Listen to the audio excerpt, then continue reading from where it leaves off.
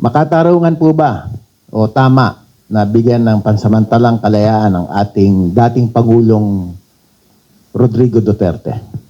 Yan po ang sasagutin ng ating programa ngayon dito lang po sa The Agenda. Bison, at welcome again to our episode here at the Club Filipino, brought to you by Impact Publishing in cooperation with EFG Consulting.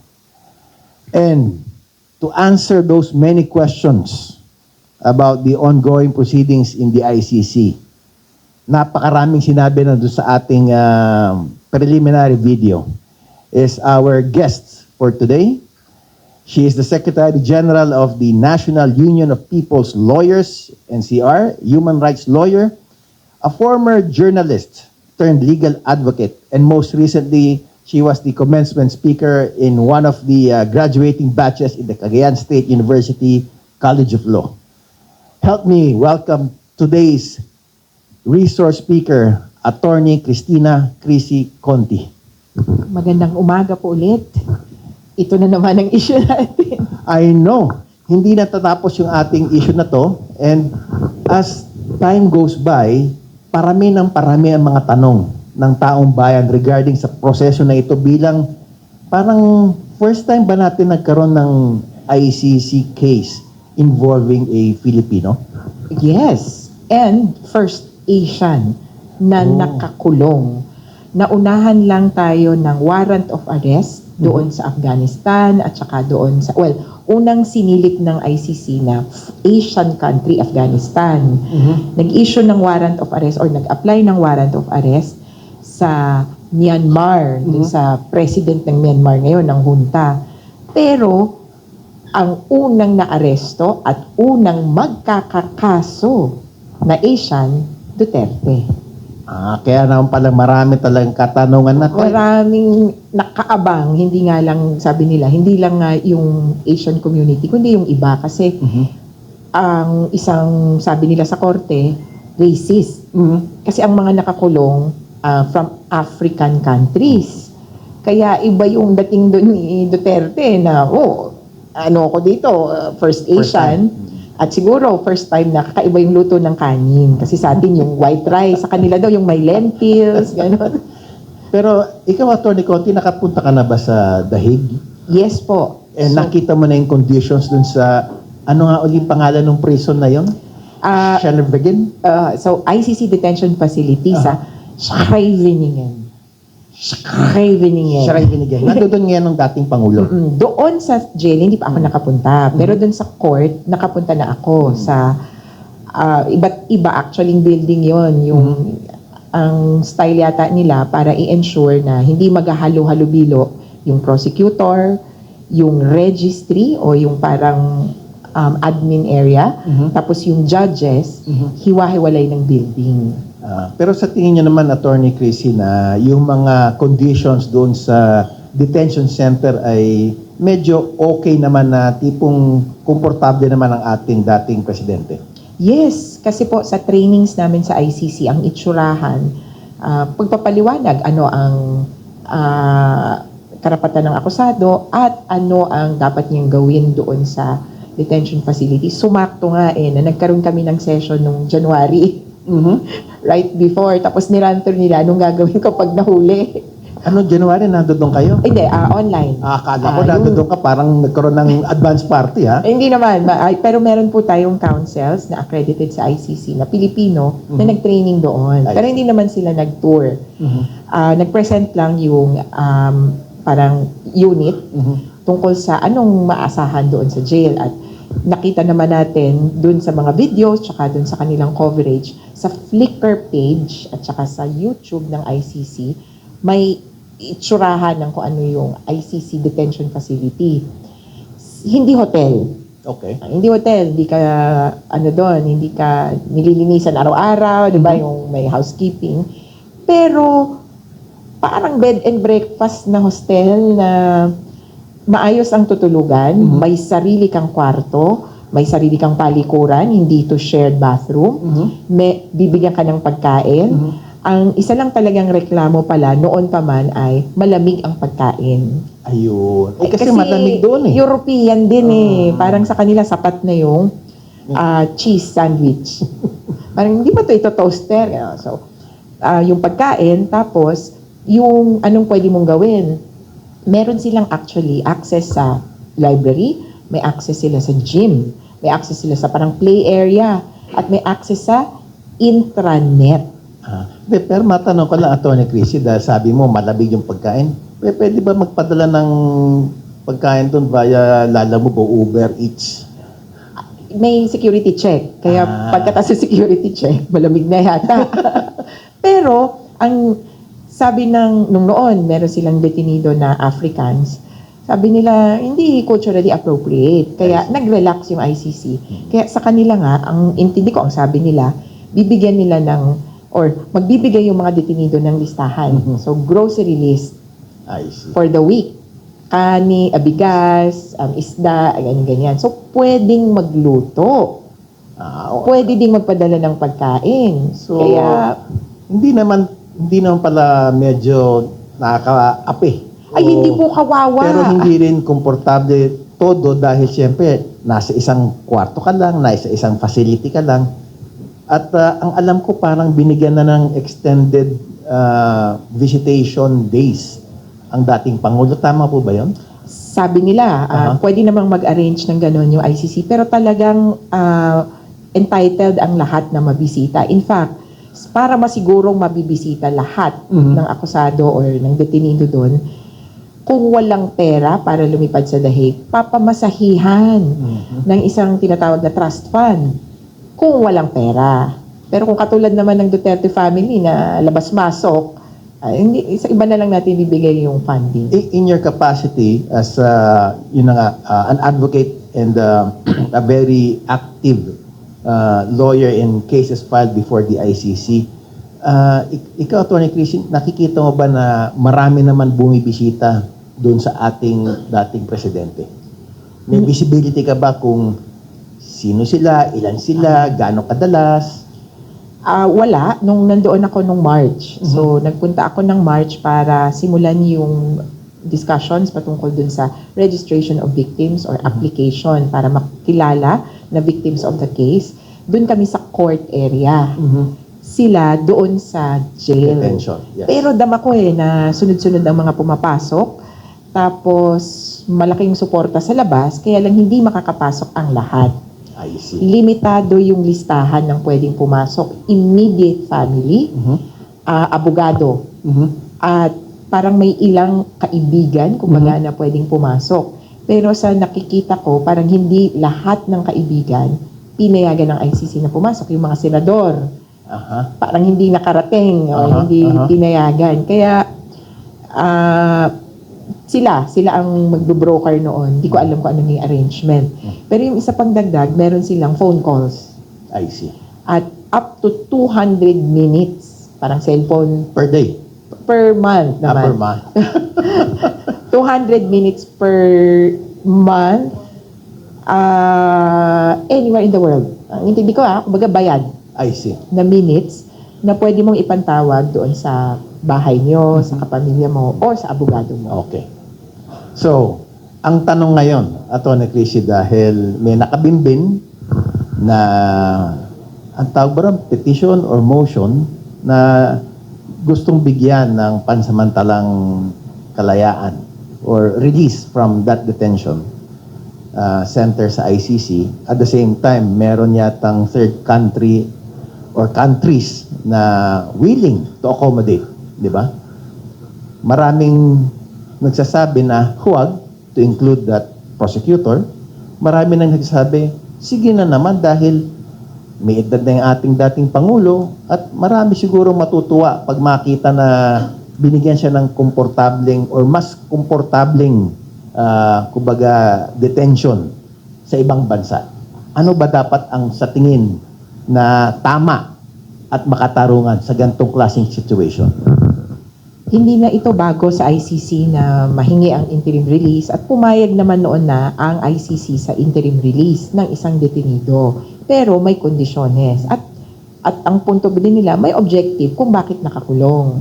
At yung objective sa pagkakakulong, natagpuan yon ng ICC Pre-Trial Chamber nung nag-issue siya ng warrant of arrest kay Duterte. Kasi kung tingin niya, hindi ito flight risk. Kung haharap naman to sa kaso ng voluntarily,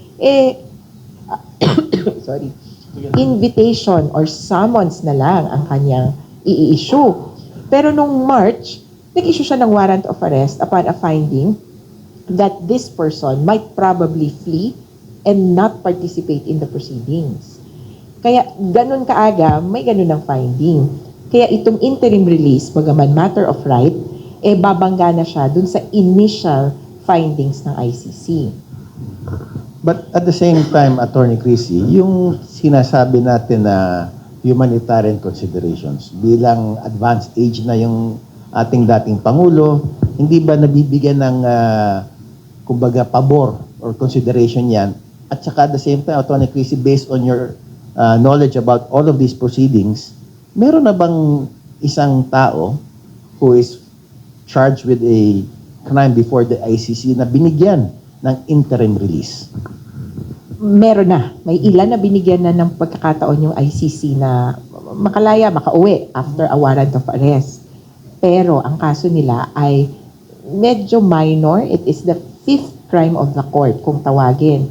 Yung obstruction kung sa atin. So offenses against the administration of justice, Article 70. Pero yung mismong krimen ng korte, crimes against humanity, war crimes, crimes of aggression, genocide, wala pa. So kahit isa, hindi talaga Wala binagbigyan. pa eh. Oo eh. Hindi naman sa hindi dahil bawal. Pwedeng he could be the first one. Pero laging merong kondisyones na, ito yung tatlong punto kasi ng ICC. Kaya ka naman nakakulong dahil una, para siguraduhin sisipot ka sa trial. Pangalawa, siguraduhin na hindi mag-obstruct, mag-endanger, isa sa panganib, yung proceedings, tsaka yung mga parties, including the witnesses, most especially. Pangatlo, kung tingin nila yung pagkakakulong mo, or kailangan ka ikulong para hindi ka nagagawa ng dagdag na krimen. O ipagpapatuloy yung dati mong ginagawa. Yon ang considerations dito kay Duterte, labas doon sa edad niya. Kung edad at edad na lang din sa totoo, walang ibang edad na kinikilala ang ICC, kundi 18. Hindi 80. Above 18 years old lang ang pwedeng i-trial doon. At hanggang fit to stand trial, nakakatayo, nakakarinig, nakakaintindi, ay pwedeng iharap sa ICC. Yung detention niya ay depende mas pa dun sa factors. I-qualify ko din na itong interim release niya kasi ang tingin na natin pansamantala or pansamantagal. Pwede din maging at pwedeng ang payagan ay short time. Kung sinasabi niya matanda na at kailangan ko pumuntang ospital, di yung interim release 1 week, 1 day, kung ano man sa ospital. Pero babalik siya. din.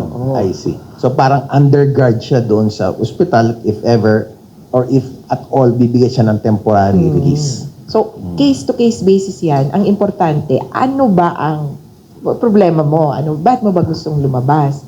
Kung sa amin po, masyadong mababaw ang dahilan na hindi ka komportable sa loob ng preso. Dahil objectively, na ibibigay ng ICC Detention Facility ang highest standards of care as entitled to a detainee. Sinusundan po nila yung tinatawag na Mandela rules. Ito yung Mandela standards ng United Nations.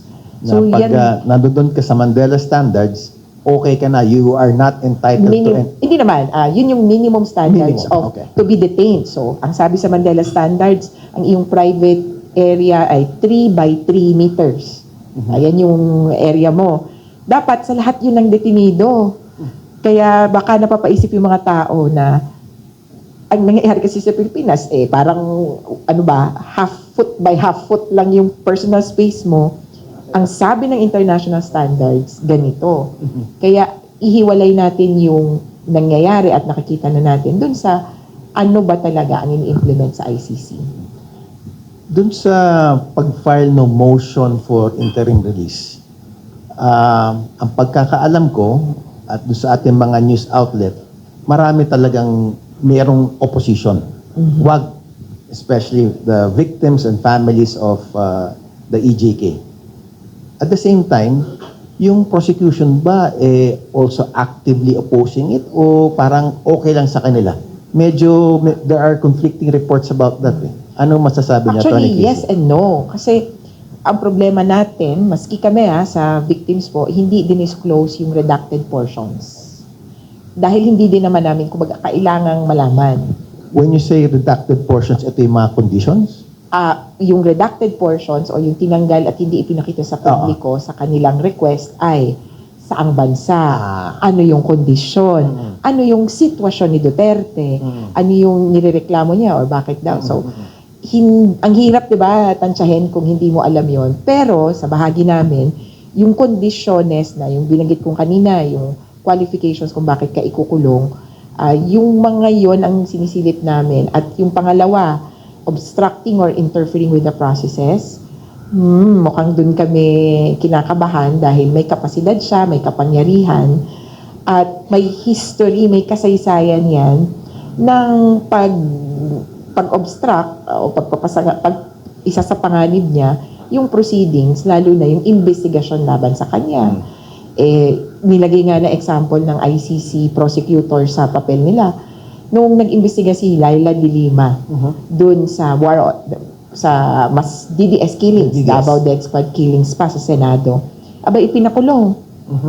At noong hearing na yun, meron daw nag-testify si Las Cañas na pinatawag ng isa pang senador, ni Senator Alan Peter Cayetano, na vice presidential candidate, running mate ni Duterte noon.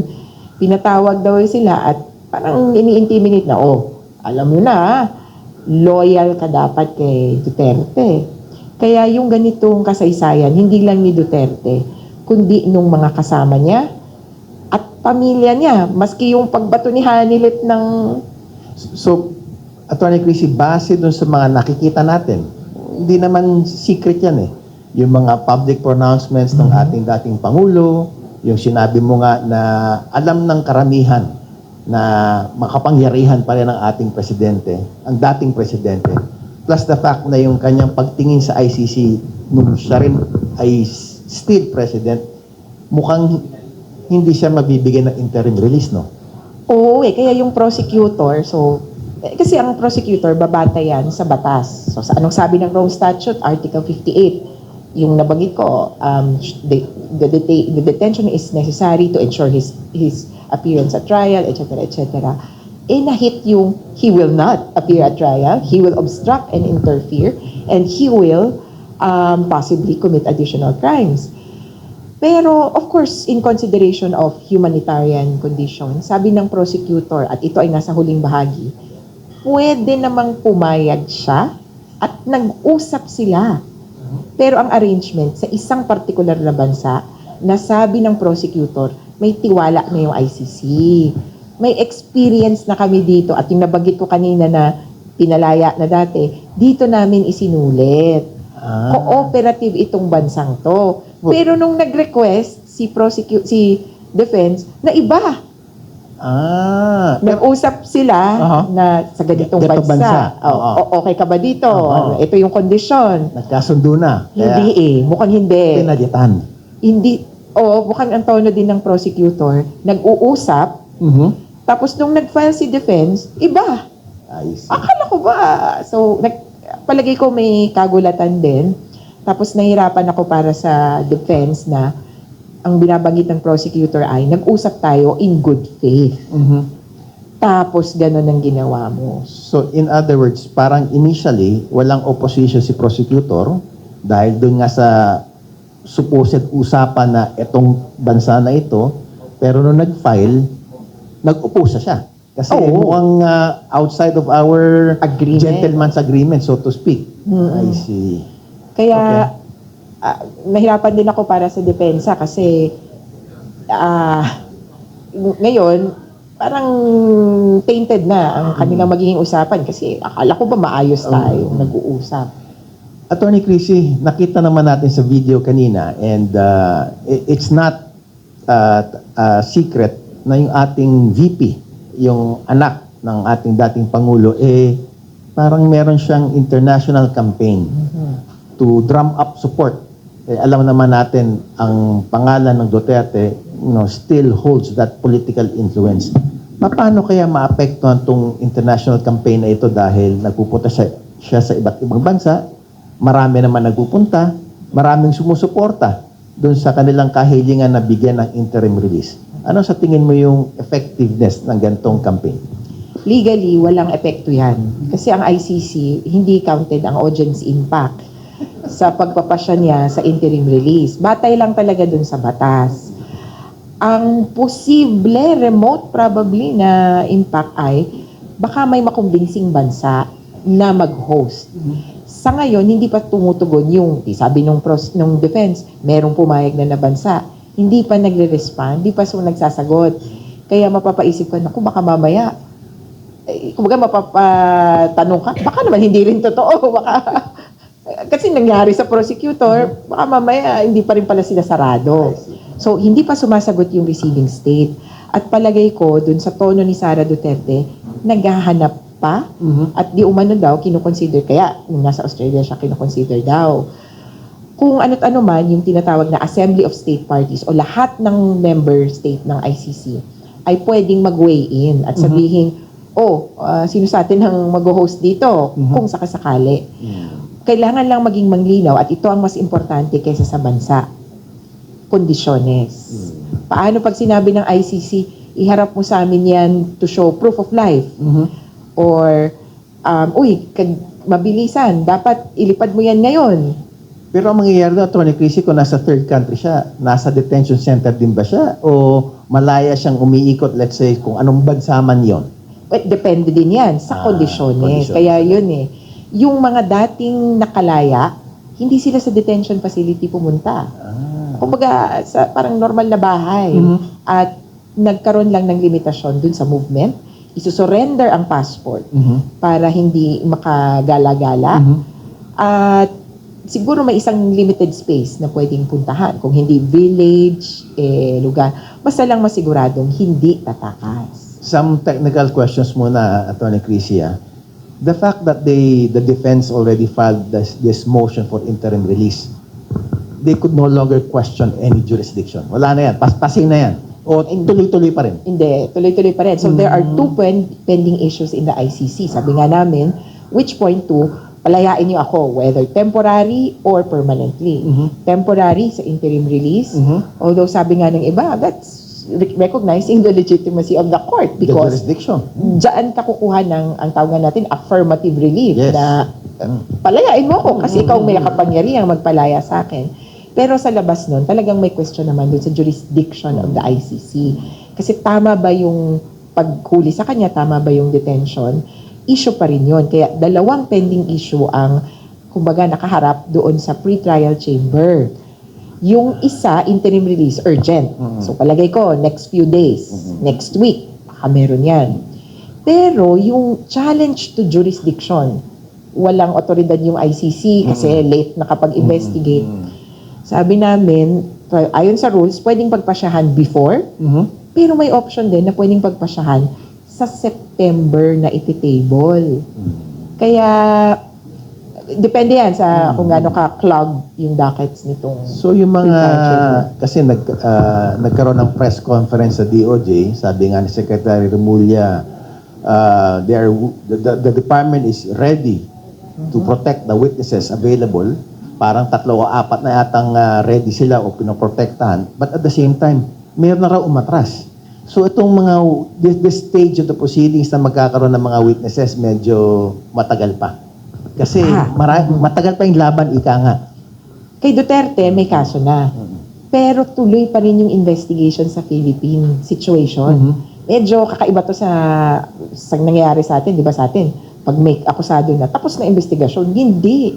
Tuloy-tuloy ang investigasyon, kaya ipapaalala ko rin na posibleng may iba pang hulihin. Hindi pa isinasara yon. Kaya talagang tuloy-tuloy ang reception of evidence. Kay Duterte, posibleng talagang matapos na yan ng July 1. Disclosure of evidence in preparation for September hanggang next week na lang. Kung sakali, Attorney Chrissy, na bumalik ang Pilipinas at mag-sign up and we want to be part of the ICC again. Kasi parang nabigyan ng hint ni Yusek Claire Castro yun eh. Will this solve this question on jurisdiction? No, I see. because the question of jurisdiction and exercise of jurisdiction depends on, kumaga, ang sabi nila, we did not properly exercise it at that time. So, butas yung period na wala tayo sa jurisdiction. Pero ako, I would support yung babalik tayo sa ICC kasi alam niyo kung sinong napoprotektahan doon? Simpleng mamamayan.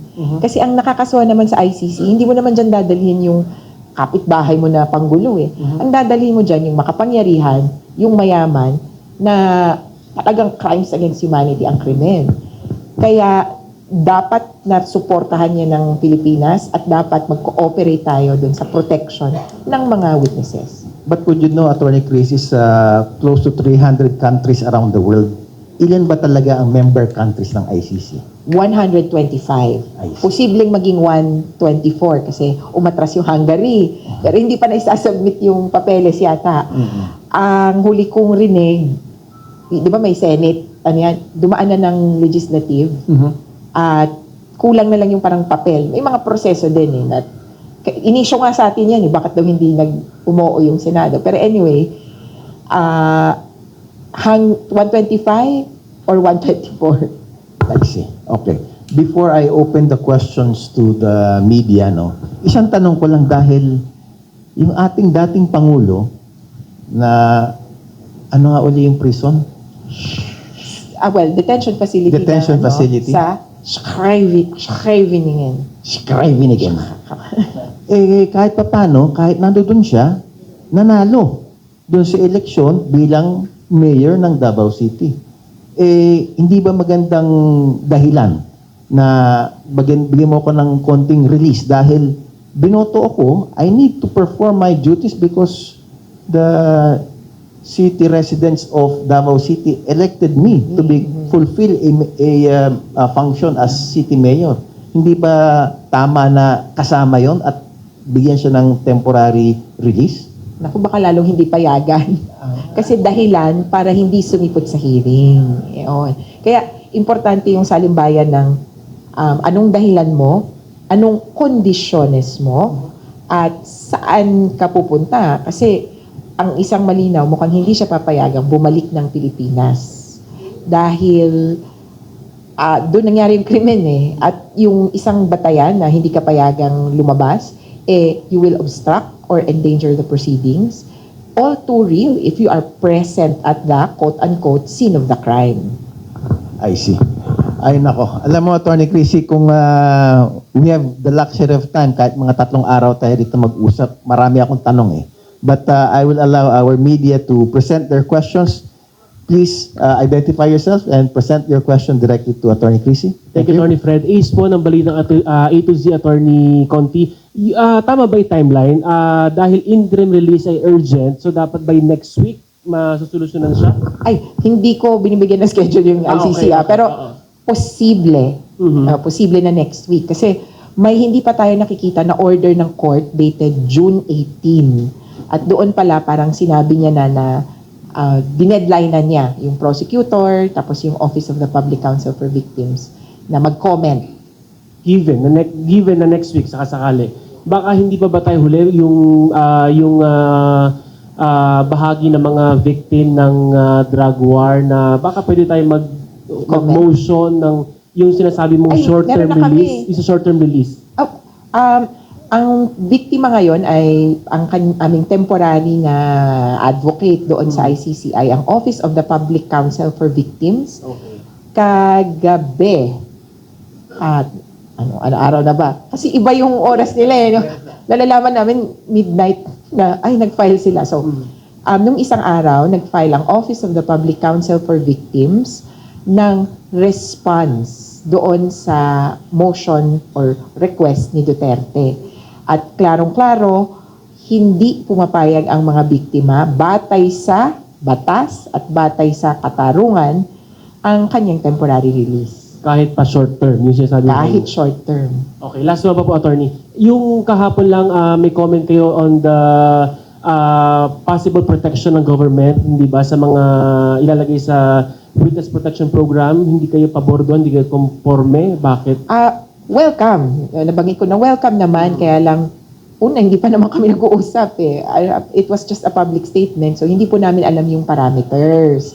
Kailangan naming usisain yung paano nga ba. At, itong importante, para sa mga biktima, hindi sila komportable per se na kausapin ang prosecutor na dating nagsangkalan sa kanila. Kasi yan ang mga nagsampa ng mga kaso na related sa war on drugs. At yan ang nagiging batayan, kumbaga, bakit legal daw ang pagpatay. Yan at yung Operation Tokhang. Sa kabilang banda, kapag sinabi na ang magpoproteksyon sa inyo ay pulis, ay yun yung mga involved sa patayan. Kaya yung diskumpiyansa, kumbaga, sa kung sino ang magpapatupad ng protection, kailangan naming i-run through. Pero as a matter of principle, ay maaring pag-usapan. Kasi if it was just government, yes, we will accept that in the same way that we participated in the government inquiry on the war on drugs. Pero yung specifics na, we understand that this is the Marcos administration offering. And we would not want to be pawn in the Marcos versus Duterte rift. And for us, ang kaso kasi ay hindi Marcos Duterte, people of the Philippines or people of the world versus Rodrigo Duterte. So safeguards pa rin ang mahalaga. Safe, at saka parameters. Trust, yeah. Trust. So, Thank you. Thank you Okay. po. kailangan namin mag-usap, hindi yung naka-announce lang. Sige. Hi, Attorney. Edniel Parosa po from DZRH. Ma'am, linawin ko lang yung narinig ko kanina. So, naniniwala tayo na wala pa talagang bansa yung nag-affirm na tatanggapin si former President Duterte. May we know kung ano pang ibang grounds maliban doon sa nakikita natin siguro na pattern ng country to country ni VP Sara. Sorry, anong... Mayroon pa bang mga indicators, ma'am, na anong reason natin para sabihin na wala pang country siguro ang hindi totoo na may bansang tatanggap? Dahil hindi pa sumasagot yung bansa. Kailangan may ganun eh. Sasagot yung bansa at sasabihin, ikukumpirma na tinanggap na nila.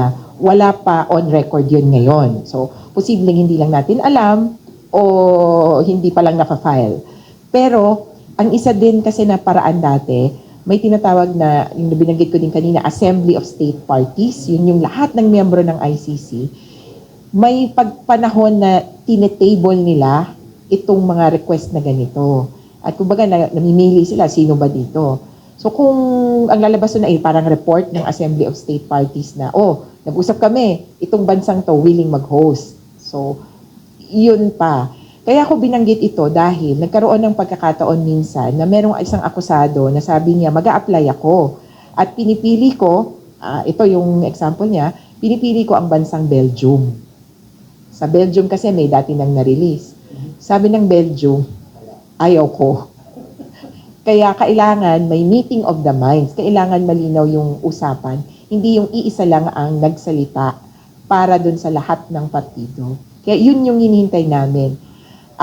Kailangan din siguro maging maingat kasi baka yung pinaka-importante, yung conditions ay hindi naman magkatugma. Ang indicator din siguro na parang baka hindi pa talaga nagkakapayagan ay, so yung request ni Duterte may attachment. Ang Annex A ay conditions, terms and conditions na proposed niya. Ang Annex B, terms and conditions na proposed daw ng bansa. Mukhang magkaiba. I mean, they're two separate documents. Hindi naman pwedeng pareho din naman ang nakasulat, pero wala, nung binabasa ulit namin, pwede ring magkaiba. So, kailangan ng conforme o kumbaga pirma, a public attestation nitong third country na talagang tatanggapin nila. Ang isang negative naman sa kanila or hindi nakakatulong yung pag-decline o outright na pagtutol ng prosecution na mapunta siya sa bansang tinutukoy ng defense. Ang gusto pa rin ng prosecution, kung sakasakali, yung una niyang proposal or unang pinag-usapan. Yun lang, ma'am. Third. Yes, good morning po, Attorney. I'm Salvation Frequemi from Ronda Barita, Pilipinas. Ma'am, ang itatanong ko lang po is, doon po sa mga victims natin na yung talagang nag-push through ng case against President Duterte. Always kasi sinasabi, ganoon din po si Senator Riza, na sambayan ng Pilipino at papaano yung mga biktima na doon sa AJK na sinasabi nila. Ang tanong din po ng sambayan ng Pilipino, Atty. Conti, paano naman po yung mga innocenting biktima po ng mga drugs, ng mga adik kung baga, katulad nung sa pinsan ko, di ba? Ang anak po niya ay biktima po ng adik. So ang tanong natin, always sinasabi, paano yung mga biktima ng mga adik? Paano naman po yung biktima ng mga adik, ng mga bata na inosente? Paano naman po yun? Always saying, paano po yung mga biktima ng mga extrajudicial killings? Ang tanong din po ng sambayan ng Pilipino, paano din po yung biktima ng mga adik ng mga inosenteng kabataan? Maraming salamat po. Ang paliwanag po dyan ay makukuha sa mas malalim na pag-intindi ng batas at ano ang kasong kailangang isampa. Ang mga biktima po ng mga drug addict, ng mga kawatan, ay ang tawag sa kaso ay murder. Yun po ang common na intindi natin dyan. Pero ang biktima ng isang pangmalawakan at sistematikong patayan ay ang kaso ay crimes against humanity. Ang kasong murder ay pwedeng iharap sa kahit na anong RTC sa Pilipinas. At depende po yan doon sa ebidensya at depende sa investigasyon ng pulis kung paano po mabibuild up ang kaso at makakakuha ng conviction. Suportado po namin ang paghingi ng hustisya ng lahat ng biktima ng karahasan sa Pilipinas. Nga lang sa aming banda, meron po kaming, dahil ang aming mga kliyente ay mga nabiktima ng EJK, meron po kaming focus at pinipilit na ipaintindi na ang crimes against humanity ay kakaiba sa, kumbaga, murder. Ang widespread and systematic attacks on a civilian population ay nakabatay po sa RA 9851 at saka sa Rome Statute. At ang definition nito ay mas matinding atake. At itong klaseng atake na ito, ang focus ay hindi sa patayan, kundi sa pag-uutos. At ang mastermind, punta naman po tayo sa kaibahan ng dalawang klaseng krimen na ito. Ang mastermind o ang gumawa ng patayan ng murder ay yung drug addict na lango sa droga o talagang masama lang ang karakas. Ang kanyang pagpatay, depende sa konteksto, ay either 1 or 2 or 3 incidents. Tied up by probably 1, 2, or 3 criminal intent. So, kumbaga, ang niya, papatay siya ng ngayon, tapos bukas ulit, tapos sa isang araw ulit. Pero yung pong sa crimes against humanity, the criminal intent is to attack a particular people over a period of time. Kaya yung paghahambing po niyan ay palagay ko divisive. Kasi pare-parehong biktima. Hindi po ito parang Olympics na ay mas biktima ako, ay mas biktima ito. Kaya po, ang ating pong paghingi ng hustisya, pareho tayo ng pupuntirihin nito.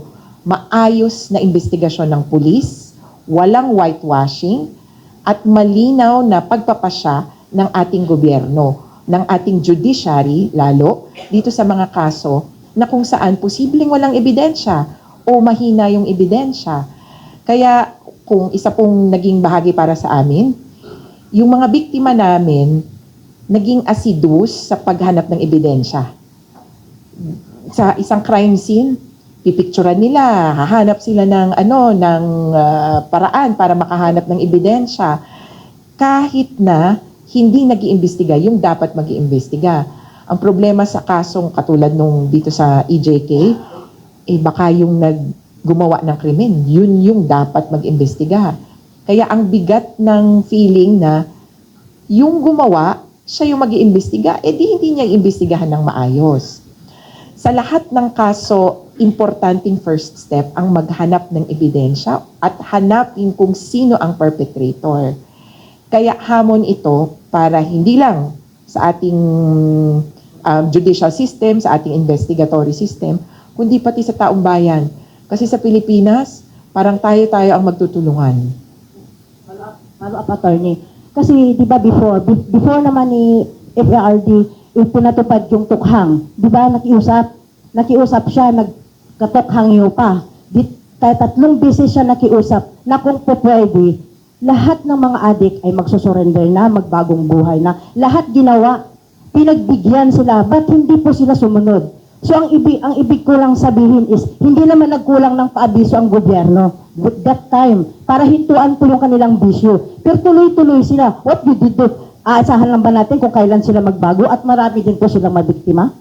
Maraming salamat po. Apo, hindi ko po dedepensahan ng mga drug addict na hindi tumigil, mga drug pusher, na patuloy na nag-supply ng droga sa Pilipinas. Kasi maski kami, we hate drugs. Hindi po ibig sabihin, kaagad-agad, na kami ay ang kabaliktaran ni Duterte. We both hate drugs, pero po yung paraan kung papaano sawatahin yan ay magkaiba. Hindi lahat ng pinatay sa war on drugs ni Duterte ay drug addict.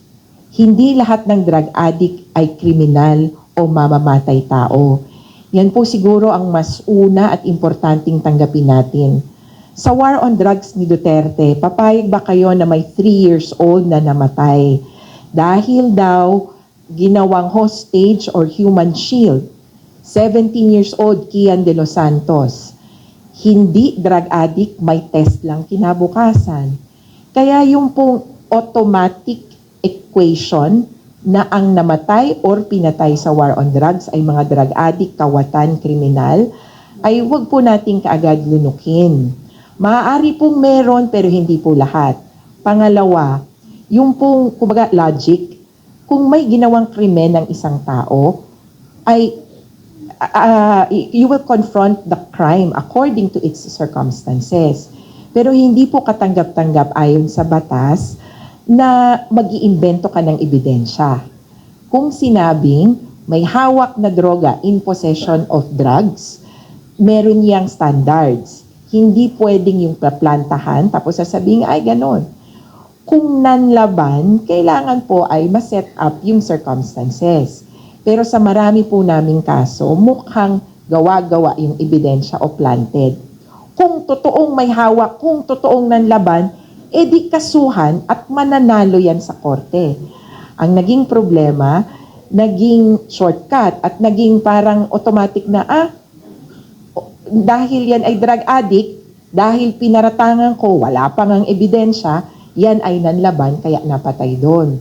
Yung pong ganong pagtanggap ay hindi nga lang siya simpleng sakit ng ating batas, kundi sakit din nung, kumbaga, pag-isip at kumbaga paniniwala na natin. Hindi porket paparatangan mo yung isang tao na magnanakaw, magnanakaw na kaagad. Para po sa akin bilang abogado, magpakitaan po tayo ng ebidensya. At ang problema, sa 7,640 na aminado ang PNP natin na nagkaroon ng deaths in police operations, ilan dyan ang inimbestigahan? Ilan dyan ang totoong, kumbaga, nanlaban? Kaya yun po yung problema namin dito. Sana naman po din na bago natin yung ganong turing ng othering or dehumanization ng kapwa-tao. Dito po nagsimula ang paghihiwalay ng mga Hudyo sa Germany noon. Kaya nakikita namin ang nagiging epekto kapag itinuring mo ang isang grupo ng tao na hindi tao, hindi tayo, ay iba yan, others yan, long term.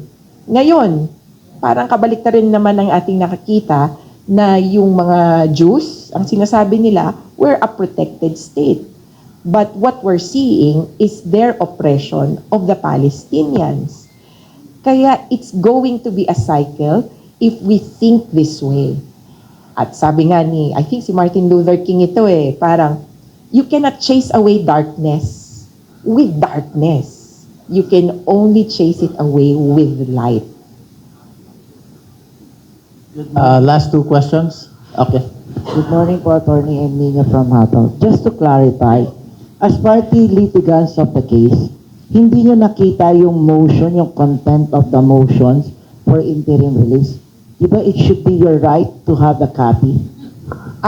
Of the unredacted copy, technically, ito pa nga yung issue namin, may technicalities. So, victim's application is open until August 3, 2025. Only after that, parang dun ka mako-consider na party, parang ganon, victim of the case.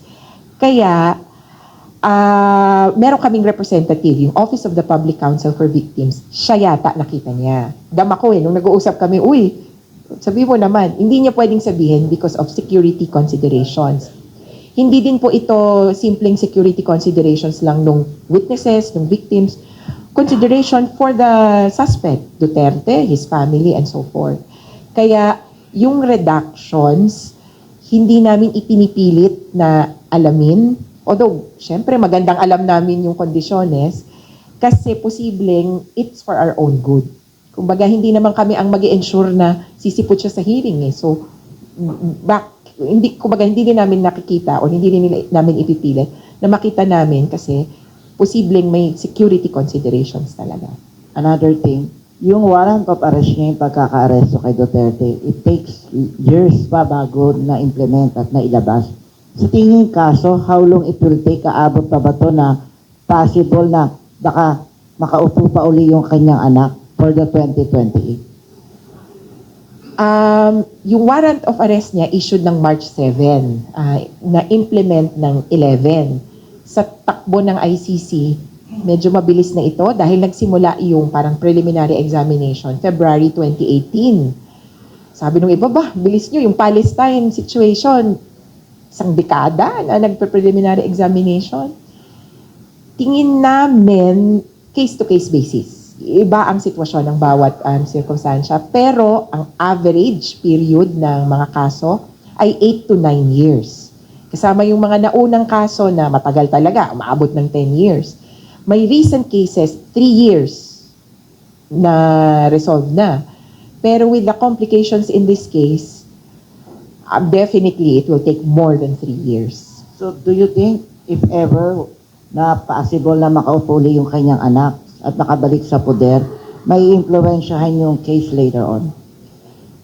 I would not like to concede the presidency of Sara Duterte because that's too far off. Many things could happen. While it's a possibility, it's not a certainty.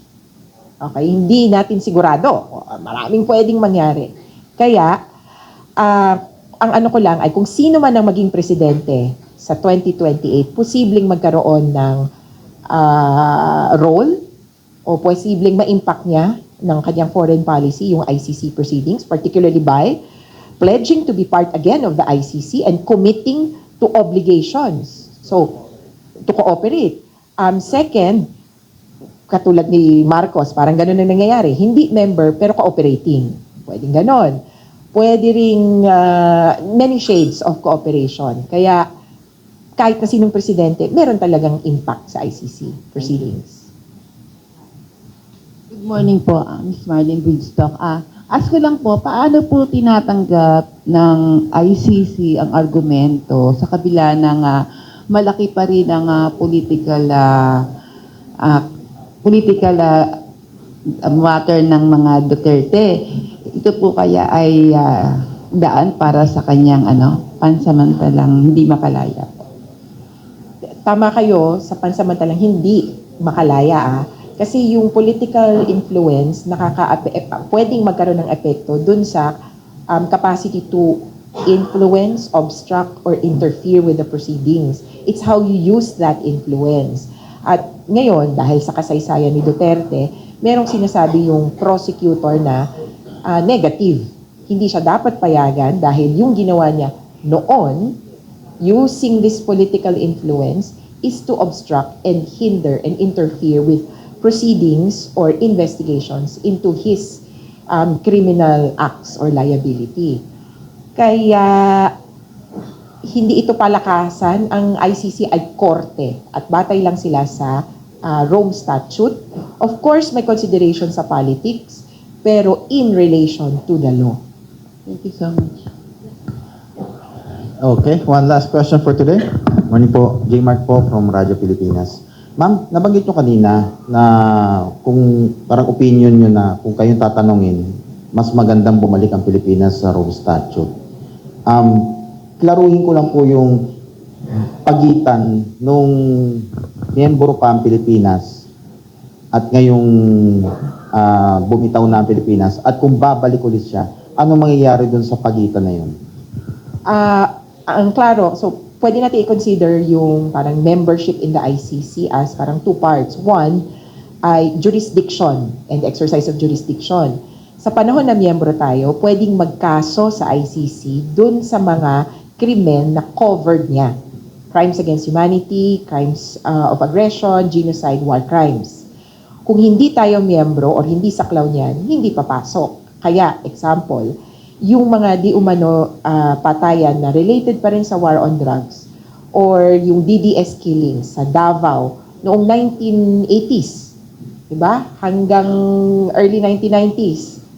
Mayroong nangyari dyan. Hindi naging saklaw o hindi papasok sa ICC investigation dahil hindi tayo miyembro ng ICC pa. 2011 lang yung nag-start, kaya may ganong cut-off. Pero on the other hand, ang pagiging miyembro ng ICC, merong parang obligasyon what to do.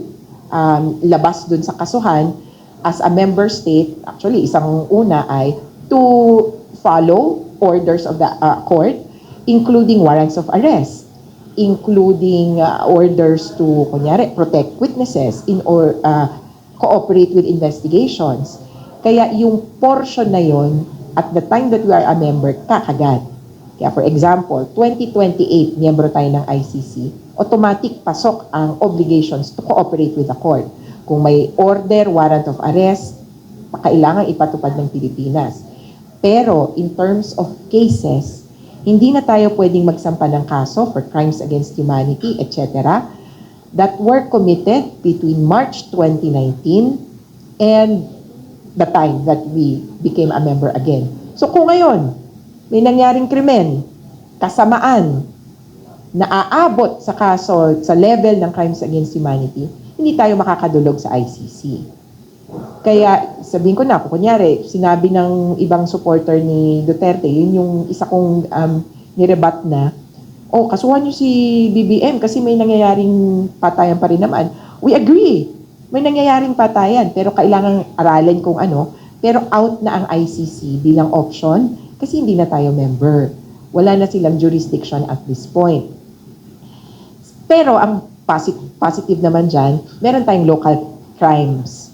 RA 9851 na pwedeng gamitin para kasuhan kung sino man ang nagkukumit ng ganito katinding kaso sa ngayon sa Pilipinas.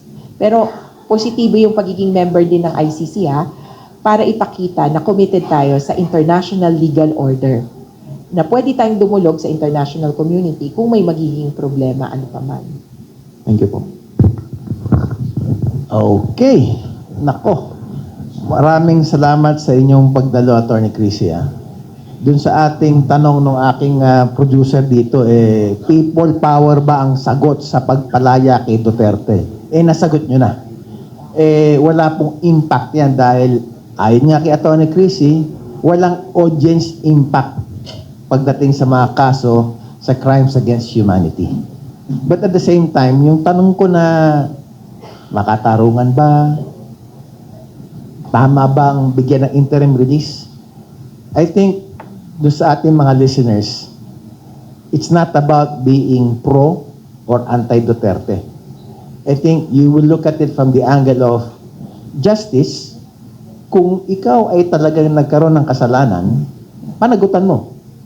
Kasama yung pagkulong, although temporary, kasama mo yung ituloy yung proseso na husgahan ka, guilty or not guilty. On the other side, you can say, well, mercy. Dahil may edad na yung ating dating Pangulo, mahina yung katawan, hindi naman siguro aalis, pero pagbigyan na lang natin humanitarian considerations. So justice and mercy, but what is more important, at least in this show, is we have this element of grace. That somehow, whatever happens, there is that unmerited favor from our Almighty God na kailangan tanggapin na lang natin kung ano man magiging consequence because He knows what is best for us. So with that, thank you for... Pero may ano ko, Sige, go ahead. alam nyo, hindi kami ultimately na parang sarado, dapat di makalaya yan. Kasi, alam nyo, kung payagan siya, contrary sa aming parang paninindigan, magagamit din po namin yan na parang precedent o dahilan para ipanawagan ng paglaya ng iba pa pong matatandang nakapiit dito sa Pilipinas. Marami po kaming kliyente, 83 years old, si Tatay Jerry, may 74 years old, meron nga akong kliyente, may cancer, hindi nakalabas, namatay. Gagamitin po namin yan na batayan din dahil ito pala ang standard para sa international community. Sana sa Pilipinas din ma-implement. I think it can be done, except that in this particular situation, medyo mas mahirap dahil there are too many elements that will have to be considered and not just health considerations. So with that, sandali lang po. Ikaw, may palit ulo pa itong sinasabi ng ating producer. Anyway, magandang umaga po sa inyo lahat. Mabuhay ang Panginoon, mabuhay Pilipinas, mabuhay ang Pilipino. Maraming salamat po.